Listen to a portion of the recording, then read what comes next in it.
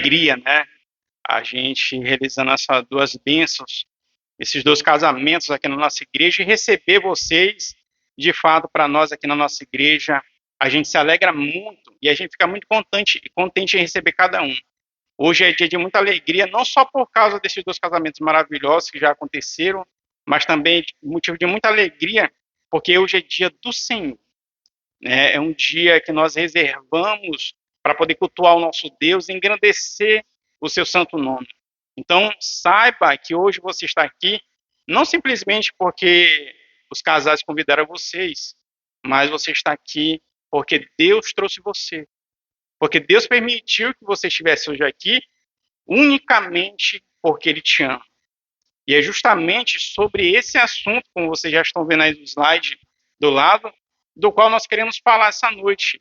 O amor segundo a Bíblia. É um amor totalmente sublime.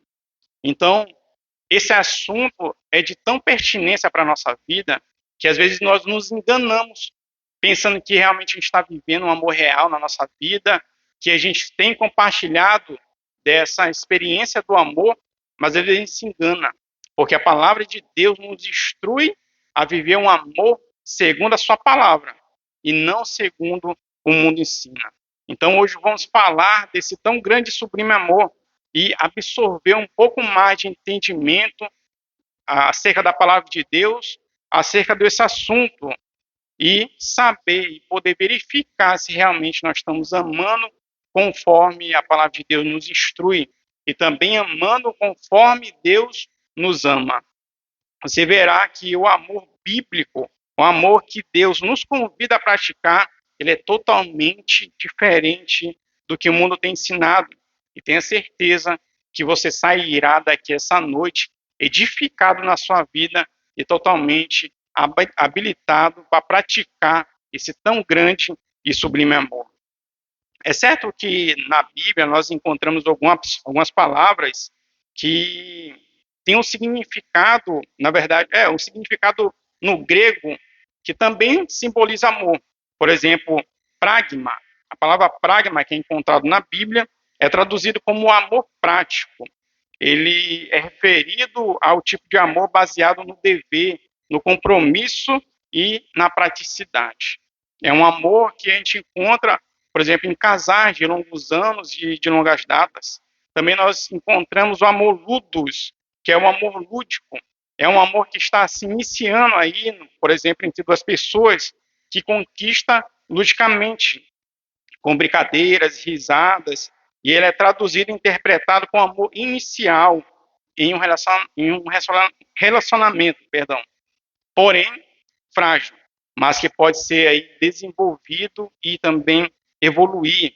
Também a gente encontra o amor filautia, que é um amor próprio, e o amor filautia não pode ser confundido como, por exemplo, com o narcisismo, que tem que todo o tempo procurar autoaceitação, que todo o tempo tem que ter a necessidade de admiração. Não é dessa forma o amor filautia. O amor filautia é o amor próprio, mas de se compreender, é o amor de se cuidar fisicamente, se cuidar psicologicamente, se cuidar emocionalmente e também se cuidar espiritualmente. Também nós encontramos o amor Stong. O amor Stong é um amor entre famílias e é um amor de laço de sangue ou de memórias também antigas. Talvez você pense assim, poxa, mas eu fui adotado, né? Eu não tive nenhuma mãe, nenhum pai biológico. É por isso que nós ressaltamos aqui também que ele é um amor também de laços antigos, de memórias antigas, ou seja, um filho de adoção e entre outros motivos familiares. A Bíblia também apresenta esse amor também nós encontramos na palavra de Deus. Mas hoje nós queremos nos deter em apenas três. E ele não se encontra nesses que nós já citamos. Hoje nós queremos falar sobre o amor filos. Também nós queremos falar nesta noite sobre o amor eros. E também nós queremos falar nessa noite, e vamos falar nessa noite, sobre o tão grande amor ágape. Então eu convido a você a abrir o seu coração, a abrir a sua mente para que a palavra de Deus possa frutificar na sua vida e dar muitos frutos para você. Aqueles que trouxeram a sua Bíblia, eu convido a abrir no texto de Romanos, no capítulo 10, no capítulo 12, perdão, versículo de 9 a 10. Romanos, capítulo 12, vamos ler o versículo 9 e versículo 10. Romanos capítulo 12, verso 9 e 10. Diz assim a palavra de Deus: o amor seja sem hipocrisia, detestai o mal, apegando-vos ao bem, amai-vos cordialmente uns aos outros com amor fraternal, preferindo-vos em honra uns aos outros.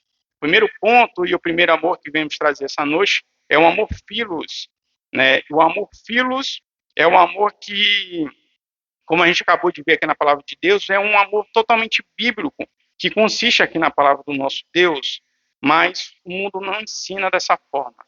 O mundo não ensina da maneira que Paulo aí nos refere. Então, a gente vê que o mundo ele tem ensinado a você agir de uma maneira totalmente falsa com as pessoas, de você praticar aquilo que você de fato não vive, de você fingir qualidades, virtudes, ideias e pensamentos do quais você não possui. O mundo ensina você a ser uma pessoa totalmente hipócrita, uma pessoa falsa. E muitas pessoas, inclusive cristãos, vão por essa vertente totalmente antibíblica. Mas o que acontece com essas pessoas hipócritas? Lá em Lucas, no capítulo 12, versículo 1 e 2, vai dizer o seguinte: posto que miriades de pessoas, miriade significa grande quantidade, né? Posto que grande quantidade de pessoas se aglomeraram a ponto de uns aos outros se atropelarem. Passou Jesus a dizer, antes de tudo, aos seus discípulos: acautelai-vos do fermento dos fariseus, que é a hipocrisia. Nada há encoberto que não venha a ser revelado e oculto que não venha a ser conhecido. Um dia a máscara cai. Tenha certeza disso. Por isso, o apóstolo Paulo nos ensina, através do amor filos, a sermos verdadeiros entre nossos irmãos e amigos, em sermos honestos, dessa forma, detestando, como o texto diz aí, detestando toda forma de mal, mas seguindo o que é bom, amando uns aos outros cordialmente, ou seja, sendo sincero, gentil, afetuoso e tratando um ao outro com respeito. Aí você pode dizer assim, mas irmão Marcos, eu não consigo ser assim.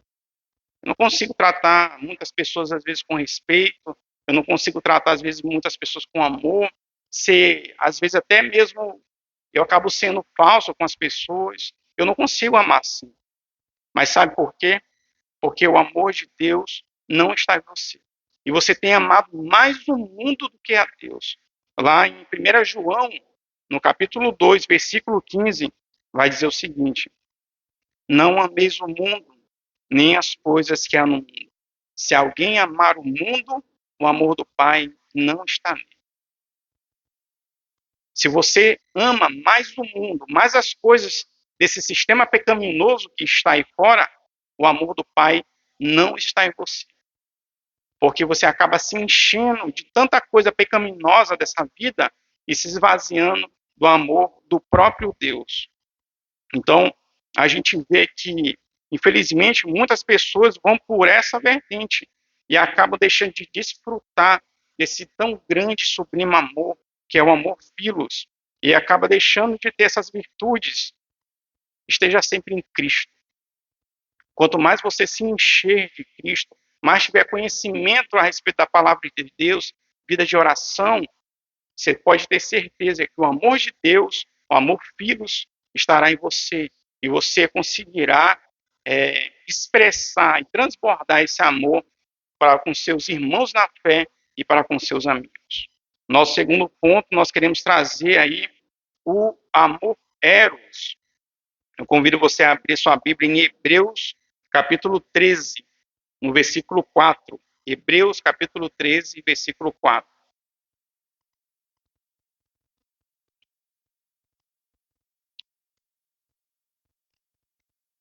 Hebreus capítulo 13, versículo 4, vai dizer o seguinte: digno de honra entre todos seja o matrimônio, bem como o leito sem mácula, porque Deus julgará os impuros e adúlteros.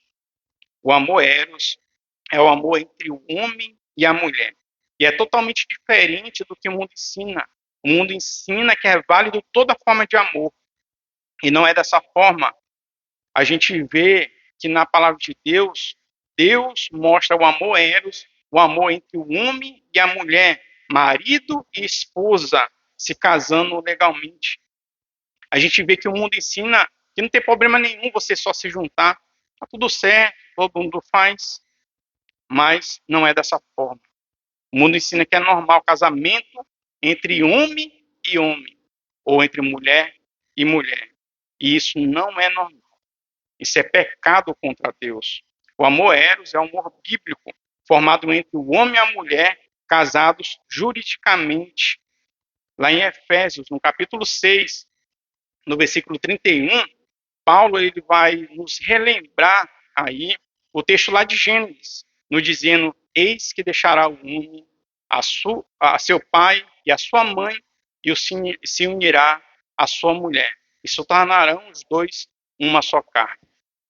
O texto vai dizer: eis que o homem deixará seu pai e a sua mãe, e se unirá não a outro homem, mas se unirá à sua mulher. É dessa forma que a Bíblia nos ensina que o amor eros tem que ser. O amor entre o homem e a mulher. A Igreja Reformada ela enfatiza que o casamento é uma instituição divina. A nossa igreja aqui é uma igreja reformada. E ela enfatiza isso a todo tempo. A gente reconhece que o casamento foi estabelecido pelo próprio Deus desde o princípio da criação. Portanto, mesmo que o casamento ele seja realizado apenas perante autoridades civis, ele ainda é considerado um compromisso sagrado. No versículo aí que lemos de Hebreus, o autor de Hebreus vai da esfera social até a particularidade do casamento entre o marido e a esposa. Ele vai dizer o seguinte aí no texto de Hebreus que acabamos de ler: digno de honra entre todos, uma esfera social, seja o matrimônio, levando aí até a particularidade do casamento. O amor pelo próximo, ele flui mais eficazmente do lar no qual o marido e a esposa trabalham juntos em amor mútuo. Quando o casamento é honrado no lar, o amor emana para a sociedade de diversas formas. Por essa razão, o autor aí de Hebreus, ele sempre enfatiza a necessidade na vida, de ter uma vida de santidade, né, na vida marital do casal. No Novo Testamento, a gente vê quase todo autor aí discutindo acerca do casamento, porque, de fato, um casamento bem estabelecido, bem estável, é um tijolo na estrutura da nossa sociedade. E, de fato, é verdade. O autor de Hebreus aí, ele nos instrui seus leitores a respeito do relacionamento dentro do casamento. Na verdade, o que ele está dizendo é o seguinte: seja o casamento precioso para todos vocês. Porque, de fato, a gente vê que o casamento é um tesouro que nós recebemos de Deus, que o instituiu. Portanto, o casamento deve ser sempre honrado diante de todos. Quando o autor coloca que o casamento tem que ser sem mácula, aí, como nós vimos no texto de Hebreus, ele está dizendo que o casamento tem que ser sem sujeira, sem mancha. O autor adverte as pessoas para não quebrar os votos do casamento, cometendo adultério. O casamento é sagrado. E a corrupção dele é um total pecado diante de Deus. Mas por que dentro de um relacionamento, dentro de um casamento, é pecado a questão do adultério? E o texto mesmo aí, ele vai já nos dar a resposta no final. Porque Deus julgará os impuros e adúlteros. Um mundo no qual nós vivemos considera uma vida sem limites, sem consequência. Ou seja, você pode fazer o que você bem entender, que não tem consequência nenhuma. vida íntima fora do casamento é diversão. E não é dessa forma. Aos olhos de Deus, o relacionamento íntimo fora do casamento é ilícito e é um pecado que merece de fato punição. E Jesus ele vai muito mais claro acerca dessa questão do adultério, porque a gente pensa, como nós vimos pela manhã, que o adultério, que o pecado, na verdade, ele é só em atos visíveis, só naquela prática que a gente consegue observar. Mas o pecado ele já surge desde o nosso coração. Lá em Mateus, no capítulo 5, no Sermão do Monte, Cristo ele vai dizer o seguinte: ouvistes o que foi dito, não adulterarás. Eu, porém, vos digo, qualquer um que olhar para uma mulher com intenção impura no coração, este já adulterou. O adultério ele não está só no ato de traição visível ou físico, mas ele está no coração. É por isso que o autor de Hebreus, a todo tempo, ele enfatiza que, de fato, no casamento tem que ter lealdade, tem que ter confiança, e o casal sempre tem que manter a santidade com um leito sem mácula. O seu casamento ele tem que glorificar a Deus em tudo que você faz, no seu pensamento, glorificar a Deus na maneira que você trata a sua esposa, na maneira que você trata o seu esposo, glorificar a Deus no ato íntimo dentro do casamento. Os seus filhos têm que ser reflexo de um casamento estável, de um casamento sadio. E você tendo um casamento assim, você vai ter problemas? Ele vai ser perfeito? Claro que não. Ele vai continuar tendo problemas. Mas só que você vai ter outra visão de resoluções de problema. Assim, tendo mais assertividade, uma assertividade mais saudável em cada problema e situação da sua vida. Porque agora Deus é o centro do seu casamento e isso faz total diferença. Esse é o amor eros, um amor entre dois casais, homem e mulher, marido e esposa, que glorificam a Deus. O próximo e o mais sublime amor é o que faz sentido a todos os outros que nós vimos até agora. E é o amor ágape, o amor perfeito e incondicional de Deus Pai. Em Efésios, convido você a abrir sua Bíblia aí, em Efésios, no capítulo 5, no versículo 2. Efésios, capítulo 5, versículo 2.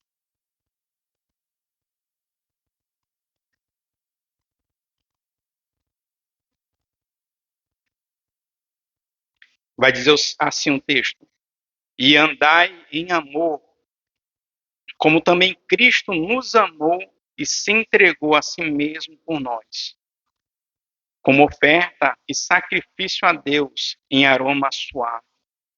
O amor ágape é o amor sacrificial, incondicional, o amor do próprio Deus. Eu poderia aqui citar diversos versículos que falam desse tão grande e sublime amor, mas vamos nos deter apenas nesse texto aí de Efésios, para nós seguirmos aí um raciocínio lógico acerca desse versículo. No texto aí que nós lemos de Efésios, no capítulo 5, versículo 2, se você ler aí um versículo anterior, o versículo 1, ele vai dizer o seguinte: sede, pois, imitadores de Deus como filhos amados. Paulo aí nos instrui a ser imitadores de Deus, não no sentido de usurpação ou no sentido de cobiça, mas nós imitarmos a Deus como um filho amado, como diz o texto. Paulo nos traz essa ilustração aí de um filho tão amado pelo seu pai que quer imitar o pai em tudo. E é por isso que o pai, ele sempre tem que dar um exemplo para o seu filho, porque o filho sempre vai querer imitar o seu pai. E isso fica muito mais evidente quando esse filho é amado. A evidência disso fica muito mais forte. É dessa forma que Paulo nos orienta a imitar a Deus. E a imitar a Deus nos seus atributos que ele compartilha para conosco. Como, por exemplo, temos que imitar a Deus em santidade, porque nosso Deus nos convida a ser santo. Sede santos, como eu sou santo. Temos que imitar a Deus, por exemplo, em misericórdia, porque nosso Deus nos convida a ser misericordiosos. Seja, pois, misericordiosos, como é misericordioso o vosso Pai. E também temos que imitar a Deus em amor. A palavra do nosso Deus vai dizer: novo mandamento vos dou, que vos ameis uns aos outros, assim como eu vos amei. Temos que imitar a Deus em todos os seus atributos, dos quais Ele compartilha para conosco. Em especial, neste momento, imitar a Deus em amor. Aí, no versículo 2, a gente consegue observar algumas características que nós temos que imitar a Deus, né, como nós falamos antes, nos seus atributos. Então, Paulo aí ele vai nos ensinar que temos que imitar a Deus, como a gente acabou de ver, que o padrão do nosso amor seja o próprio Deus, né? Porque a gente vê que no texto anterior, né, em Efésios, no capítulo 2, no versículo 1, ele vai dizer que o padrão aí deste grande amor tem que ser o próprio Cristo. E que amor tão grande foi esse que Cristo nos revelou? Que amor foi esse que Cristo demonstrou por nós? Porque Paulo vai dizer aí que a gente não tem que amar o nosso próximo, amar nossas esposas e nossos esposos conforme o mundo nos ensina, conforme os livros de romance nos ensinam, conforme os filmes de romance nos ensinam e conforme o mundo tem ensinado. Mas amarmos ao nosso próximo, amarmos as pessoas com o amor que o nosso Pai nos conduz, o amor ágape. Então, que grande amor foi esse? Esse grande amor ágape, o amor sacrificial, foi o amor de se entregar, de se oferecer como um sacrifício a Deus pelos nossos pecados. Na cruz do Calvário é onde nós podemos aí constatar e ver o grande amor de Deus, o amor ágape, no seu sacrifício, no sacrifício de Cristo, pois o amor ágape, ele sempre é visível nas nossas vidas. Deus nos amou de uma tal maneira que ele deu seu único filho para morrer por todo aquele que crê em Cristo Jesus. Eu convido você a abrir a sua Bíblia em Efésios, capítulo 2, no versículo 4 ao 10. Efésios, capítulo 2, versículo 4 e 10.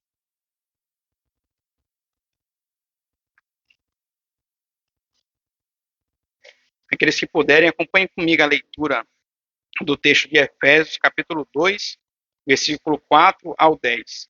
Vai dizer o seguinte: mas Deus, sendo rico em misericórdia, por causa do grande amor com que nos amou, e estando nós mortos em nossos delitos, nos deu vida juntamente com Cristo. Pela graça sois salvos, e juntamente com ele nos ressuscitou, e nos fez assentar nos lugares celestiais em Cristo Jesus, para mostrar nos séculos vindouros a suprema riqueza da sua graça, em bondade para conosco em Cristo Jesus. Porque pela graça sois salvos, mediante a fé.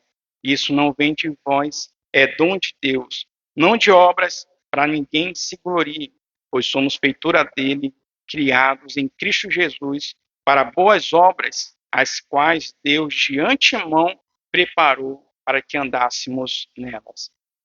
Cristo naquela cruz nos deu vida. Mas sabe por quê? Por causa do grande amor com que ele nos amou. E esse amor foi totalmente gratuito. O amor sacrificial de Cristo. Para nós concluirmos, meus irmãos, o amor ágape, ele não faz acepção de pessoas. Cristo, ele morreu pelo negro, pelo branco, pelo homem e pela mulher, por todo aquele que crê nele. Ele não faz acepção. Mas, por outro lado, nós sabemos do desafio, por exemplo, do amor filos, de amar nossos irmãos na fé, de amar as pessoas que nos perseguem, de amar as pessoas que querem nos fazer mal, o desafio de dar a outra face, diante de um mundo onde tem ensinado que você não deve levar desaforo para casa. O desafio do amor eros no casamento, de todo dia você escolher a sua esposa e de todo dia você escolher seu esposo, de ter um leito sem sujeira, sem mácula, o desafio de segurar suas emoções para você não falar na hora errada e acabar despertando uma briga dentro do seu casamento. A palavra de Deus nos diz para não amarmos somente de palavras, mas de atitudes e de verdade. Nesta noite, não se esqueça que você vai para sua casa, você vai jantar, você vai deitar na sua cama, mas não se esqueça que nesse exato momento tem pessoas na rua com fome e com frio. E você não pode ter uma atitude diferente diante dessas situações se não for amar o seu próximo com amor filos, de sentir a necessidade do outro, de entender a necessidade do outro e amar não só de palavras, mas de atitude e de verdade. Não se esqueça que nessa noite tem mulheres apanhando dos seus esposos. Nesse exato momento também tem mulheres tirando toda a masculinidade do seu esposo com palavras. Mas você pode fazer diferente dentro do seu casamento. Amando não só de palavras, mas de atitudes e de verdade. O grande fato, meus irmãos, é que a gente sabe que um dia nós morreremos. Tanto eu quanto você. E não se preocupe que esse dia vai chegar. A grande questão é que os viúvos se apaixonaram novamente. O seu emprego terá uma nova pessoa no cargo. O carro que você tanto brigou para que ninguém sujasse na hora de entrar, vai ter outro dono, talvez relaxado. E tudo aquilo que você lutou tanto para conquistar será efeito de disputa entre os herdeiros. O grande fato é que você ficará apenas no coração de algumas pessoas. E como você quer ficar no coração das pessoas? Sendo lembrado com muita mágoa, sendo lembrado de uma pessoa amarga na vida, com muito remorso? Ou você quer ser lembrado no coração dessas pessoas com muito amor? Diante disso, nós temos que entender, e eu lanço um desafio para todos vocês. A gente nunca sabe quando vai ser o último aniversário, não é verdade? A gente nunca sabe quando vai ser o último filme que a gente vai assistir com a nossa esposa ou com o nosso esposo. A gente nunca sabe quando vai ser o último abraço. Por isso eu desafio você, na primeira oportunidade que tiver, em abraçar as pessoas que você ama, de abraçar o seu filho, abrace os seus filhos, abrace seu esposo, diga mais vezes que você ama ele, abrace os seus pais, os seus avós, os seus parentes, os seus irmãos em Cristo, as pessoas, seus amigos, porque se Deus permitir, daqui a uma semana, daqui a um ano, ou daqui a 10 anos, se Deus permitir, Deus vai estar lembrando no seu coração o quanto foi importante e especial esse pequeno momento. O certo é que nós temos que amar e praticar o amor filos, o amor de amar nosso próximo, de amar nossos irmãos. E como falei anteriormente, eu sei do desafio que é. Mas Cristo te amou, mesmo você sem merecer. Nós entendemos do desafio do amor eros e temos que praticar de fato ele no nosso casamento, tendo aí um leito sem sujeira e um casamento saudável, do qual vai contribuir para que você tenha uma vida boa. E o grande desafio do amor sacrificial, independente de quem seja, ame seu próximo, porque Jesus ele nos ensinou: amai-vos uns aos outros como eu vos amo. Que você possa sair dessa noite aqui com isso no coração, com o amor do próprio Deus no seu coração.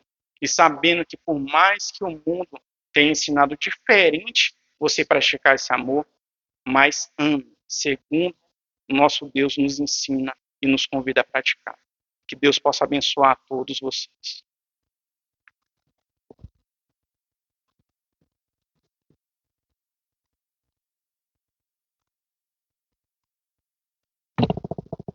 Meus irmãos e minhas irmãs, queridos amigos e amigas,